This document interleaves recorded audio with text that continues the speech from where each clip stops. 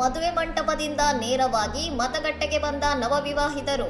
ತಿರುನಲ್ವೇಲಿಯಲ್ಲಿ ಜನಾಧಿಕಾರ ಚಲಾಯಿಸಿದ ದಂಪತಿ.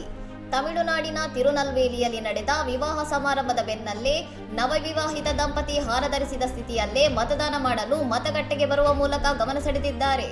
ದ್ರಾವಿಡ ಮುನ್ನೇತ್ರ ಕಳಗಂ ನೇತೃತ್ವದ ಪ್ರಸ್ತುತ ಸರ್ಕಾರದ ಅವಧಿ ಮೇ 7ಕ್ಕೆ ಅಂತ್ಯಗೊಳ್ಳಲಿದ್ದು, ರಾಜ್ಯದ ಹೊಸ ಸರ್ಕಾರವನ್ನು ಆಯ್ಕೆ ಮಾಡಲು ಇಂದು ಭಾರೀ ಮತದಾನ ನಡೆಯುತ್ತಿದೆ. ಇಂದಿನ ಚುನಾವಣೆಯಲ್ಲಿ 3,585 ಪುರುಷರು ಮತ್ತು 438 ಮಹಿಳಾ ಅಭ್ಯರ್ಥಿಗಳು ಸೇರಿದಂತೆ ಒಟ್ಟು 4,023 ಅಭ್ಯರ್ಥಿಗಳು ರಾಜ್ಯದ ವಿವಿಧ ಕ್ಷೇತ್ರಗಳಲ್ಲಿ ಅದೃಷ್ಟ ಪರೀಕ್ಷೆಗಿಳಿದಿದ್ದಾರೆ.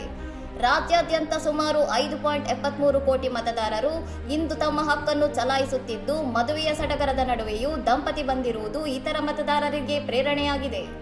ಪ್ರಜಾಪ್ರಭುತ್ವದ ಹಬ್ಬದಲ್ಲಿ ಸಕ್ರಿಯವಾಗಿ ಪಾಲ್ಗೊಂಡ ಈ ನವಜೋಡಿಯ ಫೋಟೋ ಮತ್ತು ವಿಡಿಯೋಗಳು ಸಾಮಾಜಿಕ ಜಾಲತಾಣಗಳಲ್ಲಿ ವ್ಯಾಪಕ ಮೆಚ್ಚುಗೆಗೆ ಪಾತ್ರವಾಗಿದೆ. ಇನ್ನಷ್ಟು ಸುದ್ದಿಗಳಿಗಾಗಿ ನೋಡ್ತಾ ಇರಿ ಸೌರಂ ಟಿವಿ.